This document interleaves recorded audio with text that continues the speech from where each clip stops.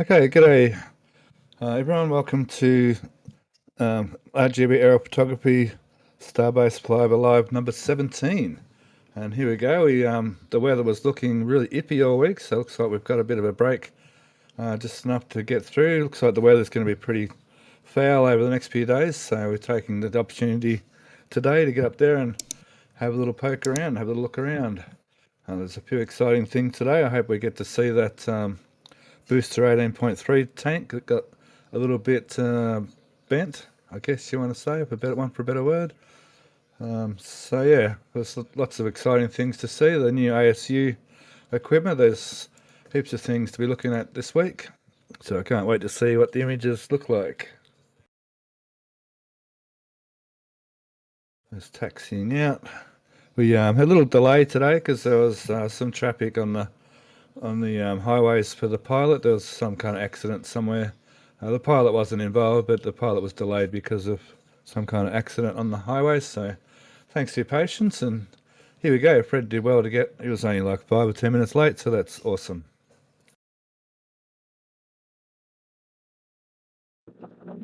Hey everyone, can y'all hear me? Yep. Hey Matt, real quick. I sent you another link for the cockpit cam, so I'm gonna try something new specifically for Stephanie. I know she wants to see the instrument panel, so I'll go ahead and see if we can put that up there. Awesome. Sounds Awesome. good. I'll get it in right now. Awesome. Thanks. Now that's the camera I really want to see. That's nice. That's if I'm right, that's a Cessna Caravan. I guess I could look up the rego number. Someone else can look at the rego number. You can just put that into Google. It'll tell you exactly what that aeroplane is. But to me, it looks like a Cessna Caravan. I'm not sure if it's turbine or not. It could be a turbine. They do make a turbine one.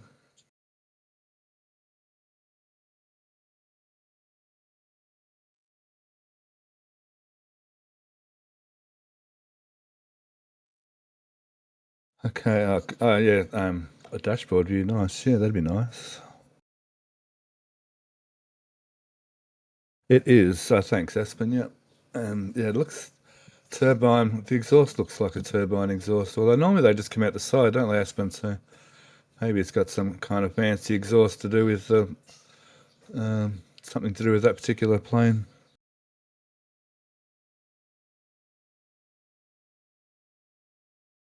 I like that there's a few aeroplane enthusiasts in the chat with riding along with us.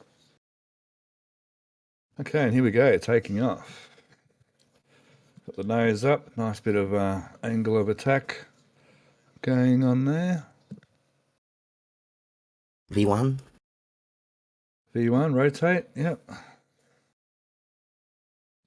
Yeah, V1, that means you got to take off no matter what at V1, let go of the throttles and you're going to fly no matter what happens.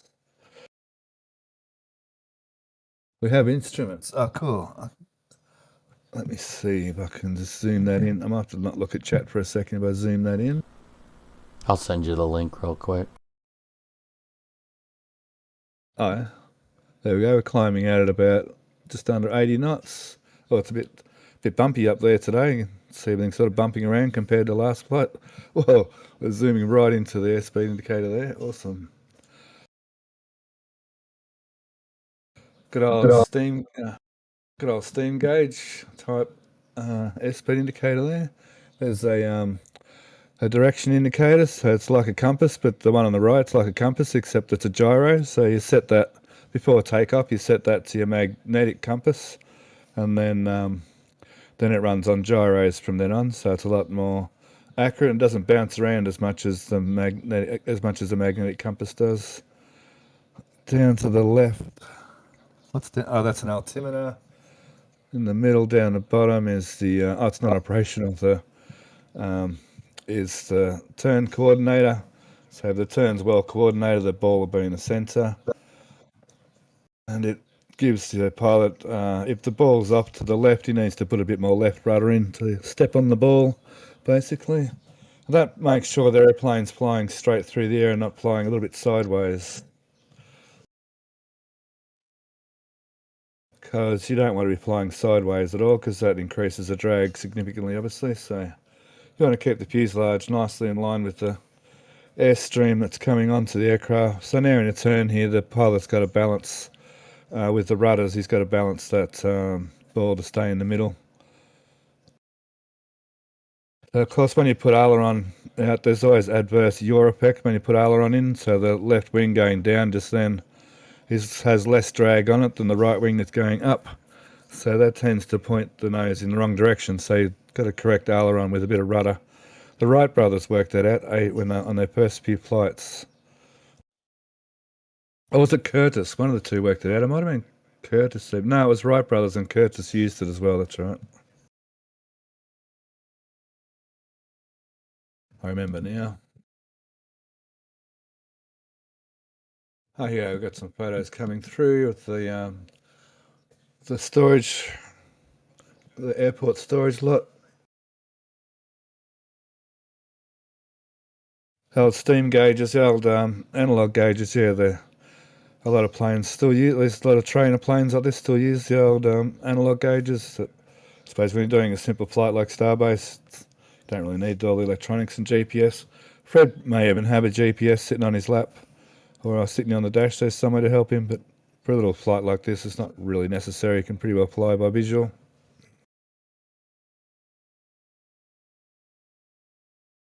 Nice shot back at the airport.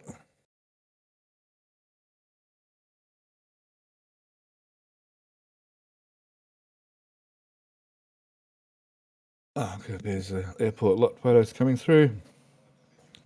These will be good for the Starbase Expanded show. Yeah, we got a $20 super chat from Meg Weaver saying, hope this helps and thanks for flying. I know that I'm looking forward to the shows this weekend with the weather we're getting.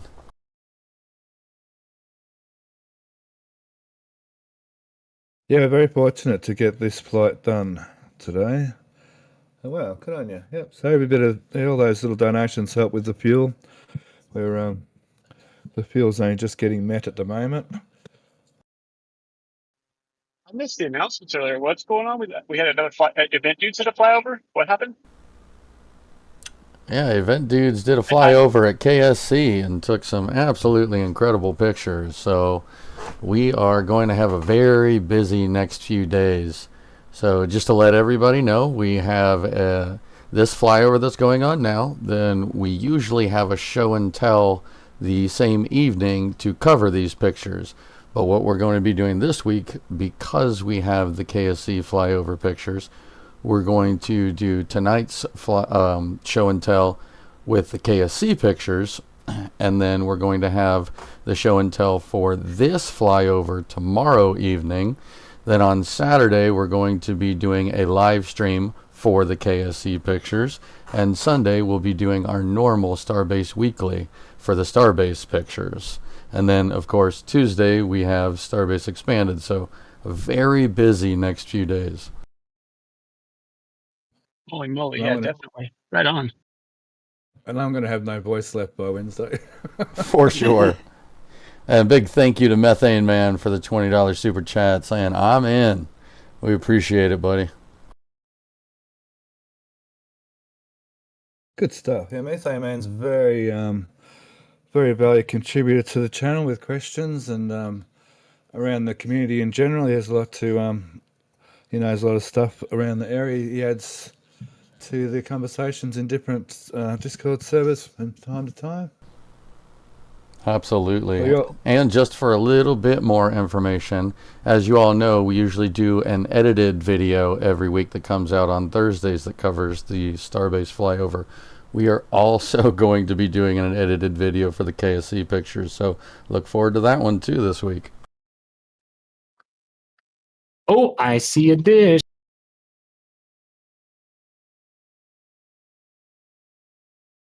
What are you seeing? Oh, gauge. How are we going? Oh, we're climbing through altitude. So, Matt. Yes. Do we get the Dip Dip song Saturday and Sunday? Absolutely. Yay. It's a double dip weekend. that's All the that's derps, the- all the dips. that's the important question. I've got it backwards. Hang on. But what about the dirt? Yep, all of the Double dips, derps double and all of dips. the dips.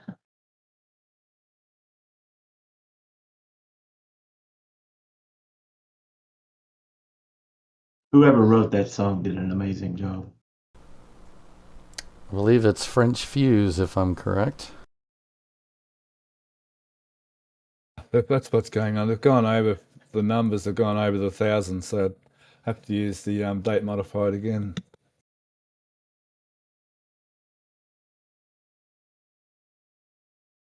Hey, hang on. What's going on? I thought these tanks went to launch site. What's going on here? Must be more of them. I guess that's where they went to show the other ones. Does that mean there's going to be 5 new tanks in that area? Oh, they're going to replace those methane tanks, aren't they? Finally, at the Starbase, those old Puny smaller ones. ones. Yeah, the tiny ones. About time. Hallelujah. Oh wow, look at the view. Wow, considering the weather how it's been, that's some pretty good views going on there. That's awesome on the main aerial video in the background there. That's really nice. Oh, look at all the cloud on the ground. Look at the shadows from the clouds. So keep our fingers crossed that we get the right lighting at the right time for the right sites, and we should be fine. Scattered, is it? Yeah, you can see on the ground down there all the shadows. It looks to the right, towards closer to the coast. It may be less clouds. We're about to go up through the inversion lane. What's our altitude now? I don't have flight following on. It looks to be maybe around, I don't know, only 2,000 feet, maybe 2,500 feet today for the inversion layer.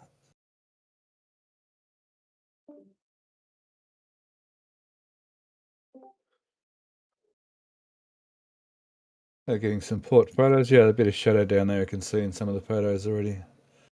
I did notice at the ASU equipment there's a few pieces missing. Yeah, there's some. I saw a photo, a ground shot from Lab Screen. Or what's it called now? La Padre's live stream. There's 1 or 2 of these already at the ASU at the launch site already. They took the top off the white one. Yeah, they did that last week, Kiwi. Yeah. Oh, okay. I didn't see that. Missed the port last week. Sorry, I shouldn't have called you out. Yeah, they did that last week. That's all right. There's the boat, or the boats.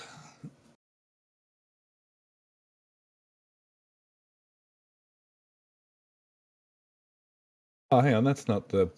Oh, that's a different boat. Gee, that's nearly all gone. They're looking a lot warmer this week than they did at the last flyover.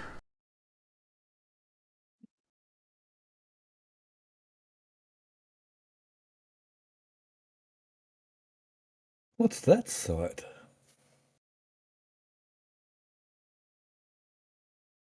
What is that?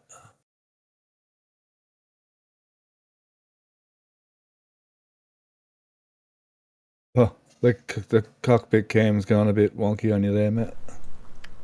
He covered the lens, I think, on accident. Passing 3,000 feet. Thanks, Aspen. So just under 3,000 feet for the inversion layer today. So now the temperature's There they so are. You notice the air has got a lot smoother now too, so the aeroplane's not jumping around as much above the inversion layer, because all the thermal activity is below the inversion layer.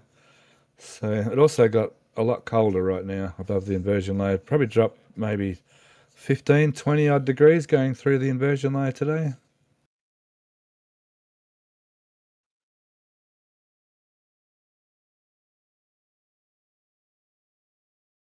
It was miserable. What are you talking about, Aspen? What? Use some duct tape. Duct tape fixes everything, doesn't it? Yeah, Aspen's just talking about how cold it was during the last one. Oh, that's what they're talking about. Cool. Yeah. Duct tape with a D-U-C-K. That's funny.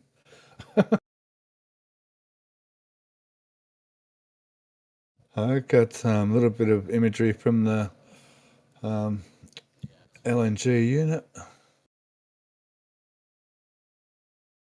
Might get a few photos this week. Didn't get many photos last week. Oh, well, everyone in Patreon Lounge. G'day, everyone in Patreon Lounge. Awesome. It's a good little turnout. Here we go on YouTube. Oh, 130 odd. That's awesome. Cool. You can't fix it, duck it. Handyman's secret weapon.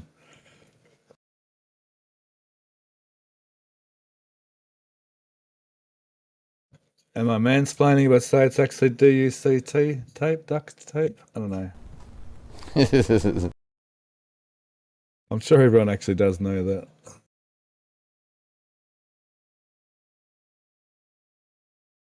You can use it as electrical tape anyway. You can use it as a band-aid. You can use it for first aid.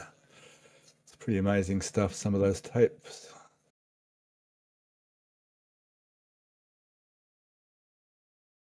Oh, there's Rio West from a distance.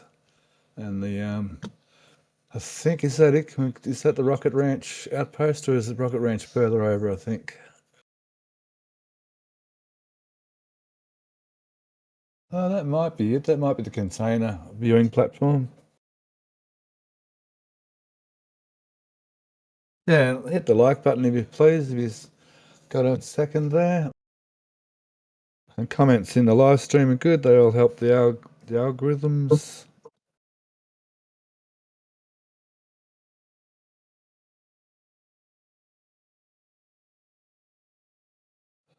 Nice shot of the... Oh, it's the build site in the background. Oh, the launch site in the background of the build site there. That's nice.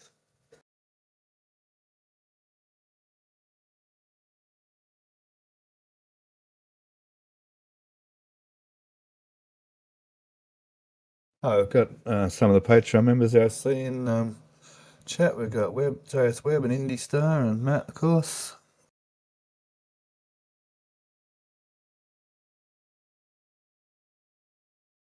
Cool. Oh, straight over Massey. So we're getting Massey's photos.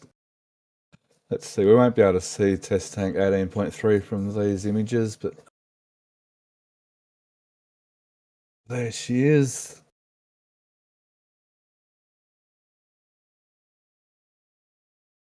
So that'll be an interesting topic of conversation later on. Or for tomorrow night, I guess. But what actually happened?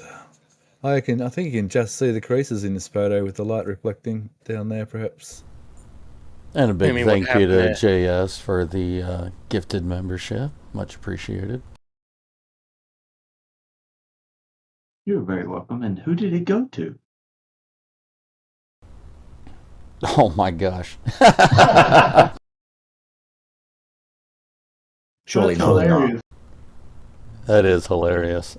Thanks. That Who got it? You know, I longer a did. mod. Now you're in green.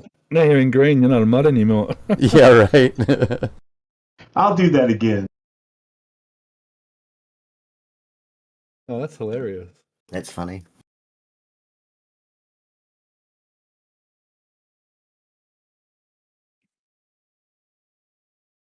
Oh, nice. Mauricio's got heaps of photos of the 18.3. Look at them all. Oh, wow. From all different angles, too. Awesome. Good stuff. the failed test tank The holy tank. Yeah. that failed on the dome weld? Yeah, that's probably not ideal, is it? Whether they went over their 150% and everything passed up here and it just failed down there, or whether they just need to make another one or they didn't get their test data. One of the two. We don't know, but the fact that it was the first test with all the rods installed, I'd be kind of shocked if they tried to test it to failure at that point. Just saying. True. I do like that idea. True, for sure. Pretty crazy those frames they added to that stand taper in.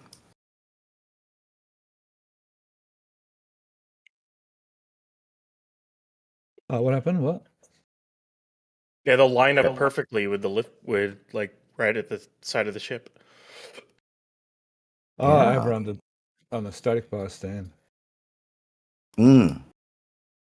Yeah, I think Alex mentioned that in the show and tell. I think I missed it, but he said that they'll be tapering in more than likely.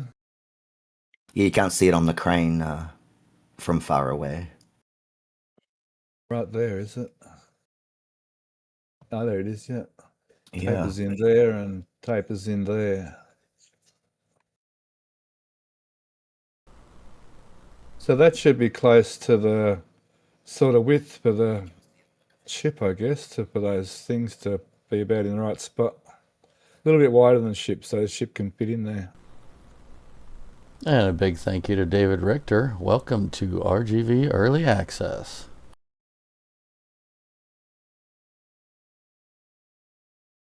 Oh, there's about 200 odd people along for the ride today. That's really awesome. Good on yous.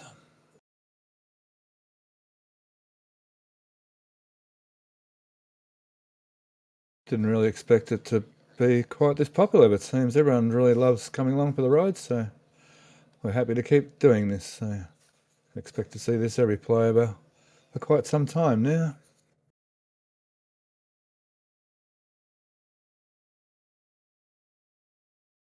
These random rings just show up and move around and then disappear. It's funny. Trying to keep RGV on their toes. Oh, they do that, that's for sure. No new locks, pup. Big thanks to Stumpy. 5 gifted memberships. Thank you, sir. Stumpy! Awesome. Every little bit helps. That's great. That's another 5 memberships worth of fuel money for the plane. That's really nice. And another presenter got a gifted membership. Who was that? Our very own Alex Cade. Oh, Would wonderful. you look at that? I didn't do it. It's not me. I didn't do it. Congrats, Alex. Thank you very much. All the crew hogging the free memberships. What's going on here? I didn't do it. You can't prove anything. So those pieces are still there. Well, so thank you, still to be Stumpy. added. Free Stumpy.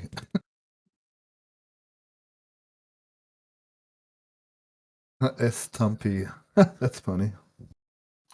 At this rate, Okay. RTV's going to get a membership.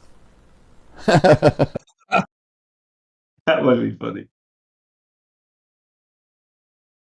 Oh, nice. There's some really nice LNG photos coming through this week. Good stuff.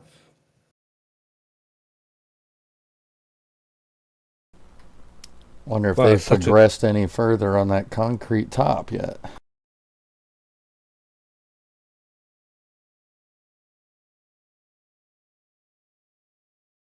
Well, it definitely looks like they're still doing rebar on that one at least anyway. Yeah, it looks like the rebar's all the way to the top now. Can't quite tell with these lower res.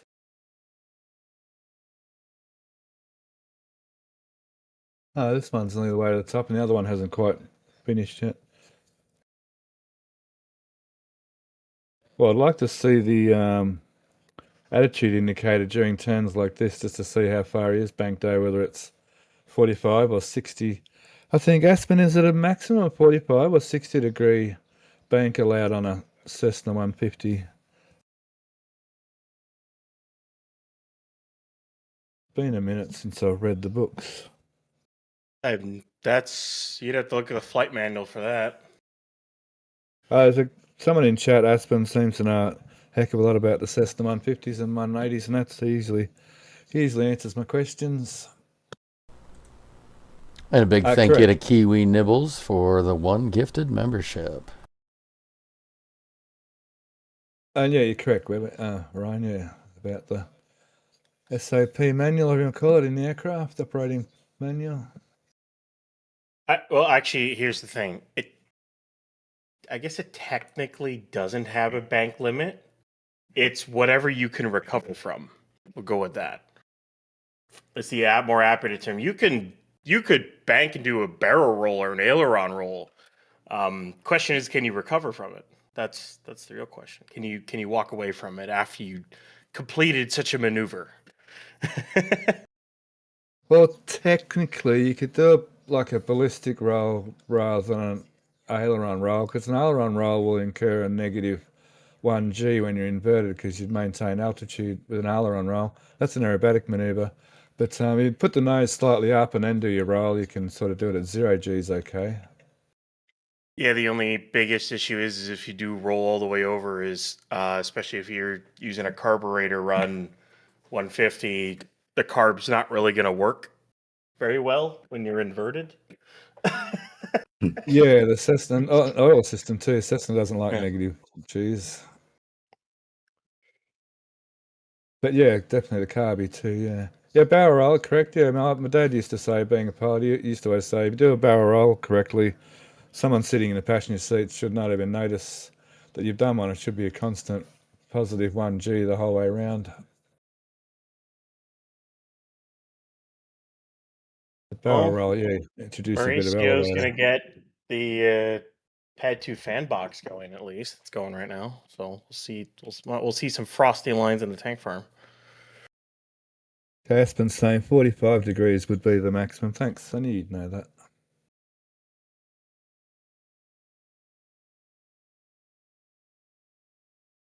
With part of you getting your license, you're required to be able to do steep turns, because from time to time you need to be able to do that. I think, is it at 30-degree bank here has a cosine of that work. It's that you're at 2 G's already. So 45 you're at whatever the sine of the cosine of 45 degrees is in G's.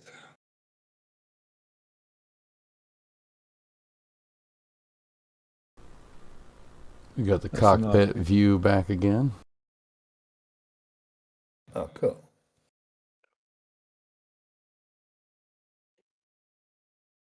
The famous pour water when you're upside down trick. That's the barrel roll trick he's talking about there, Ryan. Where if you do a proper barrel roll, when you're actually in upside down position, you should still be able Yeah. to pour water in your cup like as if you haven't even left flat horizontal flight.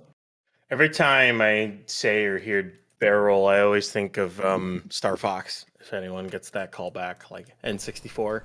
Oh yeah. Do a barrel roll.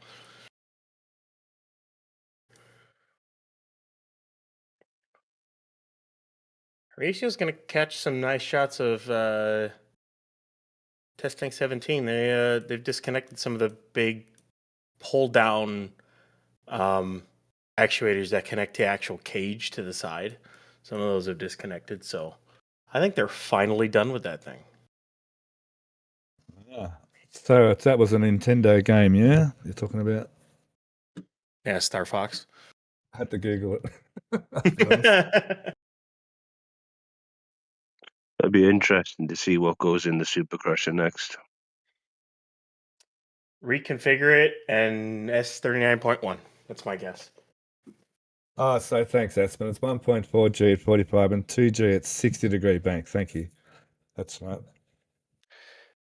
And I think the that test tank ring that they're making in Sanchez, I think that'll be an adapter to go into the crusher or something, and then they'll put S39.1 in there, and they'll fully can crush it there, because I don't think it'd go on the can crusher that 18.3 is on. So Yeah, that makes also sense. on that, Ryan, these wrong photo. Those those new ring sections that are at Sanchez apparently moved to Massey's too, so they may be part of that stand, like you're saying, the other stand. And a big fat wow and thank you to Bama in Italy for the 20 gifted memberships. That is the highest I've ever seen. So thank you. We really appreciate that. Way to go, Jake got one. Jake got one. We're going to get all our members in there. Yeah, Jake's got one. Oh, thank you.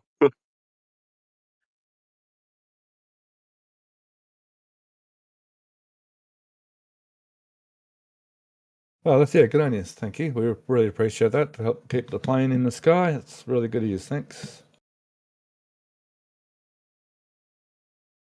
It's pretty amazing a channel like this can sort of operate on donations like this. It's good reflection on the community and how much they value the imagery and what we get out of it. Yeah, that one with the angles is missing. With the two side things is missing from Sanchez. So They are stacked.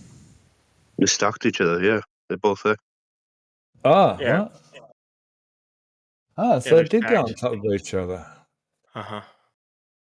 Oh, well, someone said that it all gone to Massey. Okay, well, that was a bit of false information. I lied.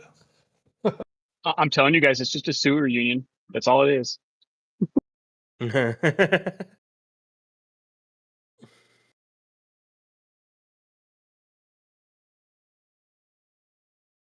Oh, they stacked that ring thing? That's weird. I was wondering if they'd fit, but it's just so hard to tell with the height differences. Yeah, But, exactly. yeah, it Now the question will be, because I'm looking at the that ring for that test tank ring that we were seeing. It's now got, if there's two more of the gray pieces show up on a certain area, then it might be configured for ship, and that might actually be an adapter to go in that Can Crusher then. But we'll have to wait and see. So they did bring the test tank, the test article, whatever it was, barrel section they brought from Mega Bay 2 out. I'm still wondering if it's going to go on that. It's adapter scrapped. ring. It's gone. It's already scrapped, is it? I don't see it anymore. They carried it over to the scrapyard. I don't see it anymore though. Wasn't it a world article for Mega Bay 2? We don't know. It sat in the turntable for a month, 5 weeks. There was some weird markings all around the top of it, but we didn't manage to get a good view of exactly what they were.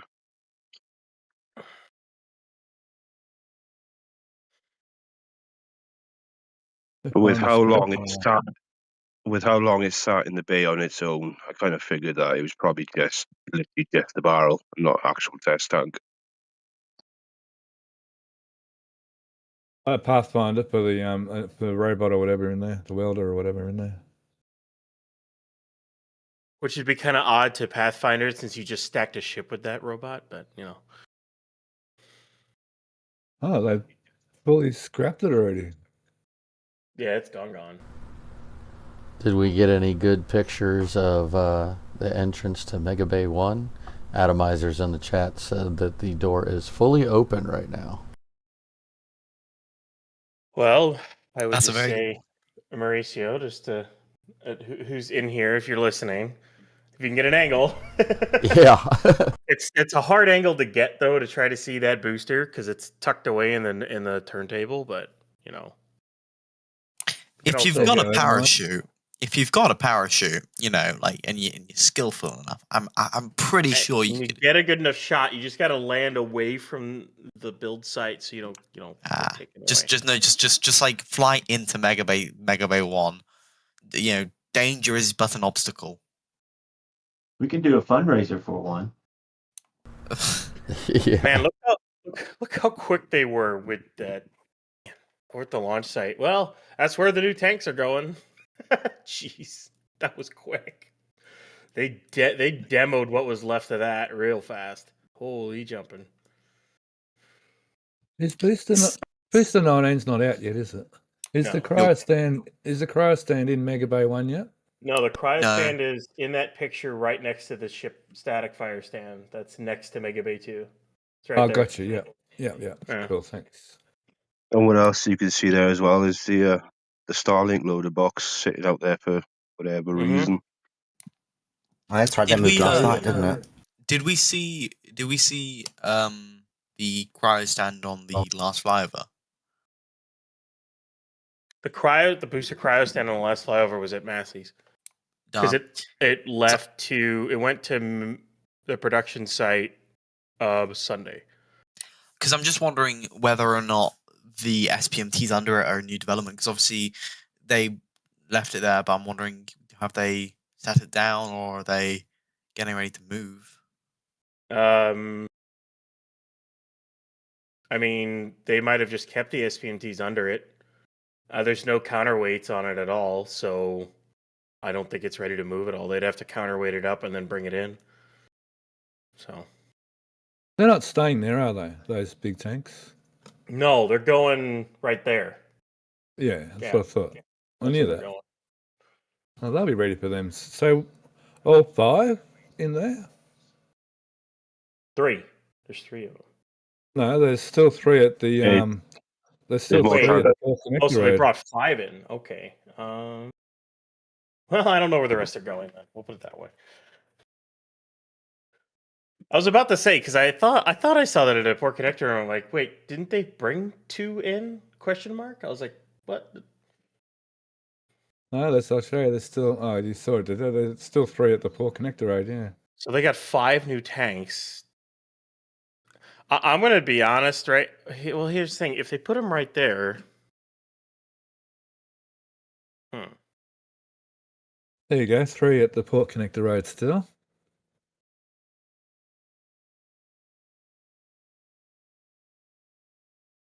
What's their plan? And a couple of the to boldly ASU. go where no man has gone before. Like, because, well, the biggest question mark I had was, okay, you bring in those 3 tanks or whatever, which it looks like they might be able to line up, what, 1, 2, 3, 4, 5, 6, 7. That's your 1, 2, 6, 3, 4. Because I think they can line up 4. If I'm depending on if you count the way the piles are set up, but we'll have to wait to see what the embeds look like. But you could probably line up 3 or 4 there. But like you line those up, hook those in, and then what? Are those then the replacement for all the small ones? You then take out the small ones, you then move the big ones over, then you move those over. Like this tank farm's gonna change like 5 times by the time it's all said and done with pad 1 operational again. Because if they're going to do a whole new pump farm and subcooler set, either it's going to go in between the locks and LN2, which it could, or it's going to go near the flame trench exit and they're going to move all the methane tanks over. I have questions. Would it be more like a Florida setup where they'd sort of do all the pumps in one area? Well, they have 2 pads to run here rather than 1. And we don't know what the setup is at 37. 37 might be one massive tank farm with 2 sets of pumps for both pads. They could but it kind of limits their cadence a little bit, is running both pads off of one set of pumps, because it means that you can only fill 1 rocket at a time. But my whole thing with Boca is they don't need to fill more than 1 rocket at a time or more than 1 rocket a day. Not out of Boca. They can currently only launch once every 2 weeks with their approval that they have. And they learn to it once. And even then, even if they get 52 launches, that'd be once a week. In order to launch at a cadence in which 2 pump farms would truly be useful, they would have to get, what is it? Let's see here, 300 and... They literally have to get the approval to launch 365 or more, which they're never getting that out of Boca. At least I don't think they will. There's no rocket in the world who has the ability to launch it 365 times out of 1 pad.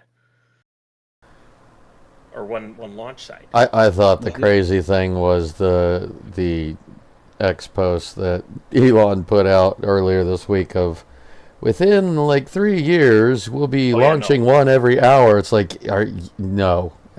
No. Like, how much copium? I mean, I know he does a lot of certain drugs, but like, how much copium are you smoking, Elon? If you think you can get it to that rate? launch rate that quickly. So let's do this. Let's do this math. I mean, shall good we? lord, Let's even do one the a math. day is difficult by that point, you know? But not from one site. That'll be over like 3 different sites. Or Right. sites, But that's what I Just- mean. Even over all those sites, one per day is a lot. I mean, I know So it was a completely 300 different and- vehicle, so it's not an exact window. But even prior to Challenger, Shuttle was doing what, like once every month or something like that, and that was with 4 in rotation. So 365 days. So times that by 24, because there's 24 hours in a day, so you get 8,760 hours. So then you're taking block 4, which is about 6,000 metric tons of propellant. Okay. Times 6,000, so that's 52,560,000 metric tons of propellant required. And that's just methane and oxygen. That's not even the nitrogen you need, let alone any of the other commodities, let alone the water. Like the water per launch right now is slated to be at what? It's like 400,000 gallons, give or take. Well, I can't even imagine that there's that many satellites and sponsors and stuff that really want to go up that often.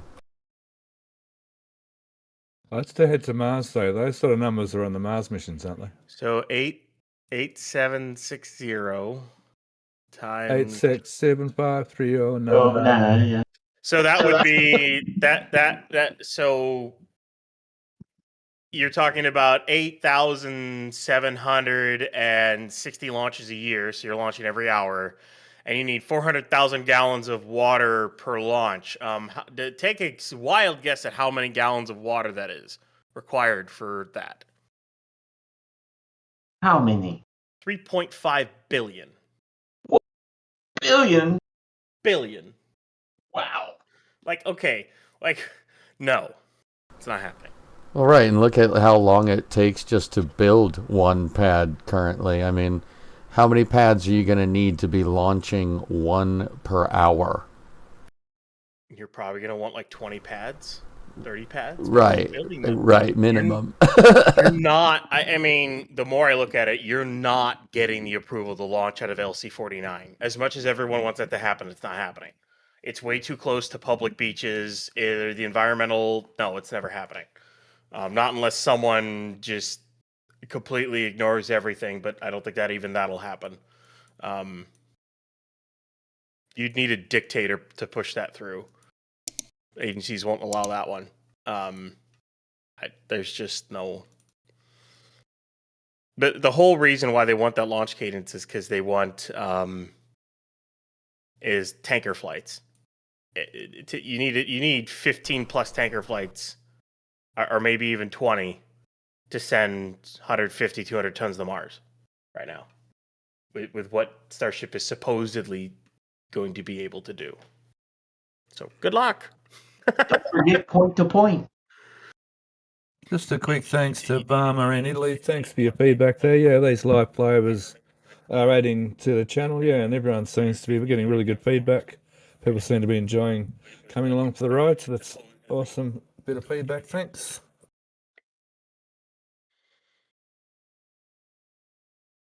Well, there's probably an echo. Then I had my YouTube turned up on my phone.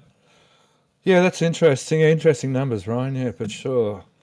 In time, but I guess when they got more and more launch, I think we're going to see more launch sites rather than just 39, 37 and Starbase. I think we should see a few more. I keep saying hopefully one in Australia, but we'll see.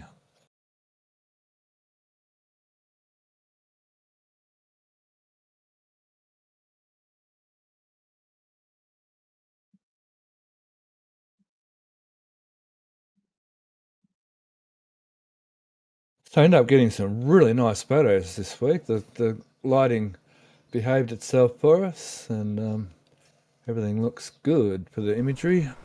Yeah, it looks like all the clouds stayed back around Brownsville. Oh, they're filling the Pad 2 deluge. Yeah, they are. Yep. Fun. So they're gonna fire that thing soon. I think Bix spotted that a day or two ago that they're bringing in tankers for the deluge farm. They might have been they're doing something, little upgrade to it, I think, and they're ready to fire it. Oh yeah, the gas generators. They did some modifications on the gas generators, so they finished that modification, so they're ready to fire it up again and do another round of testing. So they may have found something, that needed to be changed, I guess, during the first round of testing with the gas generator system. So they're off ready for another round of testing. And what's the top deck of the OLM looking like? Does it look like they might be able to go for a full both deck and trench test? Still got a little scaffolding on there, but it could be cleared pretty easily. Yeah, I know a great way to clear it off real quick. Yeah, it's like the one time they decided to clear the scaffolding they had on Tower 1 by moving the chopsticks up the tower and right through it. Yes, that was a thing.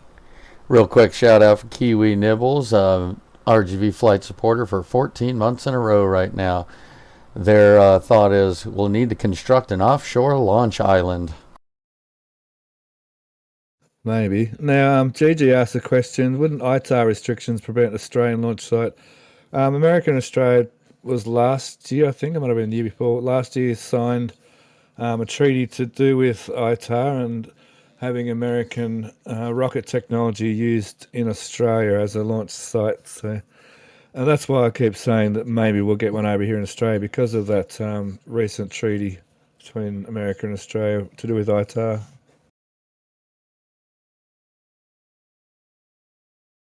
Yeah, probably the most likely out of all the countries.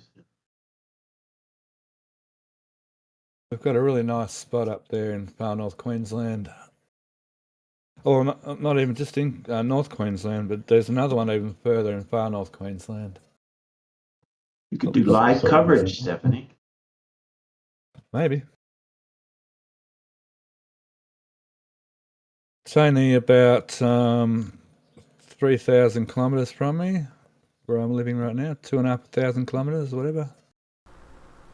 And real quick, I want to apologize to everyone watching and in chat. I do have a hard cutoff roughly in about 6 minutes. So Flyover is going to be cut early just by a little bit, but we're still going to have the show and tells later on today and tomorrow. Yeah, they've covered all the clamp arms and alignment things with tarps. Huh.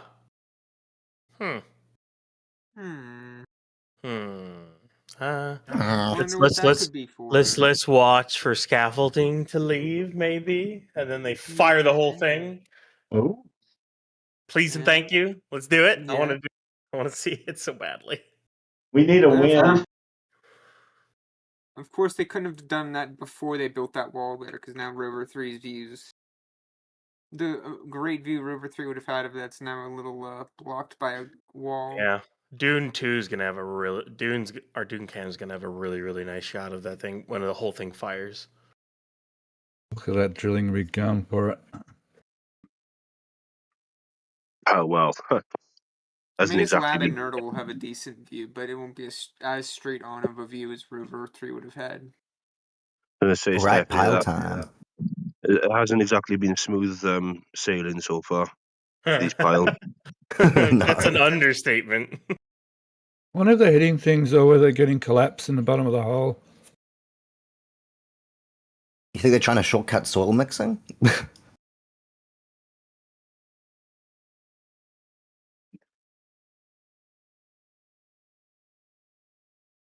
don't know what they're I doing. remember They're they didn't do any soil in. mixing over here, did they? I don't think they did a long time ago. That's been my biggest question mark is once they put the piles in, are they going to have to do some... Oh, wait, don't they do that before piles? I can't remember.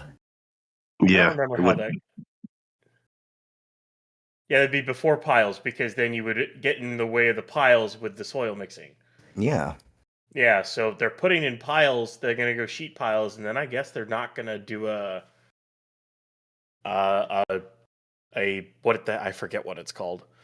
The like soil concrete mixture layer at the bottom of the trench or whatever. Yeah, the slurry mixture at the bottom of the trench. I guess they're not doing that then this time? Question mark?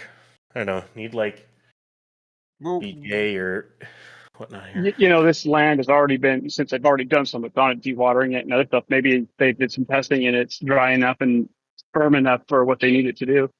I had a rocket blasted against it a few times too. But because I was gonna say, I think the slurry was what they did at, or the slurry wall style is what they did at Massey's versus the pad 2. They just dug it out and then did the skim coat for They the slip coat, whatever you want to call it. They did deep soil mixing at pad 2. Yeah, I know they did that. Then they drilled the piles because they were doing the soil mixing while they were building the tower. They then did the piles. They then did the sheet piles. They then started to dig it out, and then we're doing a boatload of tiebacks in the process. The process from when they got all the sheet piles in to when they finally dug out the trench was really, really long compared to 39A. 39A took like a quarter of the time. I don't know what they did. I know they were doing tiebacks at pad 2, but I don't know if they were doing anything more than that. But at least, even though it wasn't directly on the original or the pad part of 39A, that whole blast area was built up in the 60s to some extent. So it's had what, 60 some odd years to compact. So, well, I mean, yes and no. But I mean, granted, is where the part of the pad that sticks up is, but it'd be somewhat compacted. Let's just quickly jump back to Matt. Quickly, how are you going over in your place? You ready to wrap it up?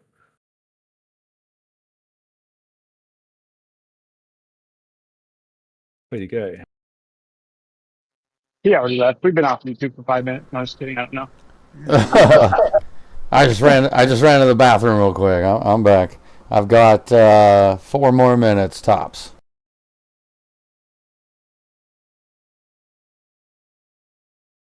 Cool. So yeah, sometimes real life gets in the way of things. So that's awesome, Matt. We appreciate your time today, and as always on all those streams that we do, we really appreciate all your effort in getting them organised and happening. It is truly my pleasure. And just wanted to let everybody know, for those who weren't in the very beginning of the show, we have a crazy busy week coming up. So we've got the flyover that's just now ending. Then we will have a show and tell later, but not for these pictures specifically.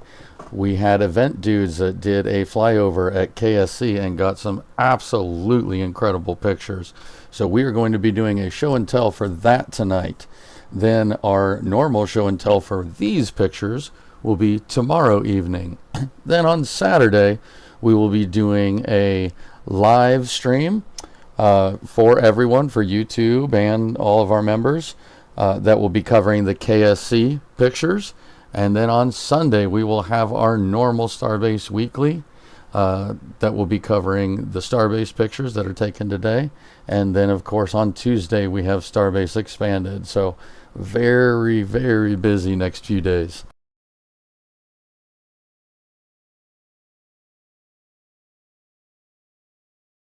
Yeah, very lucky to get these Florida photos, that's for sure. We've got some Artemis pictures, SLS pictures. Yeah, there's a little teaser there. And for those of you who care, we have the Dip Dip song Saturday and Sunday. Yep.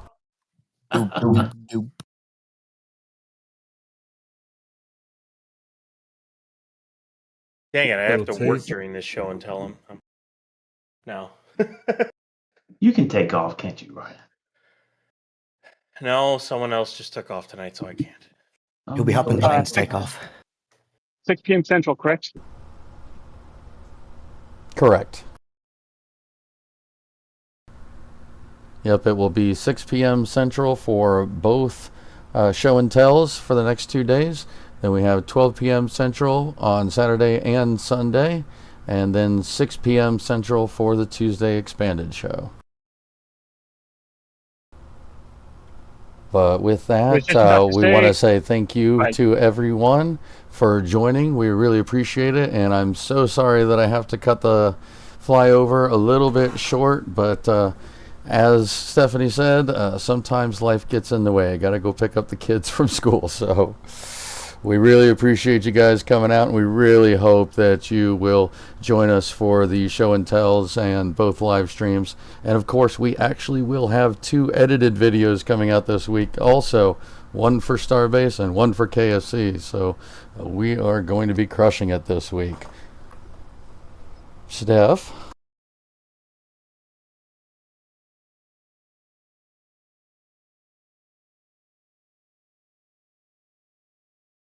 Well, Thanks everyone for turning up today, and thanks everyone in chat and with all your questions and conversations. It's a really good turnout again today. And thanks Patreon members for your continued support. And yeah, like Matt said, we'll see you on the next few streams over the next few days. So I think that'll just about wrap up the show, will it, Matt? We'll see you all later on tonight.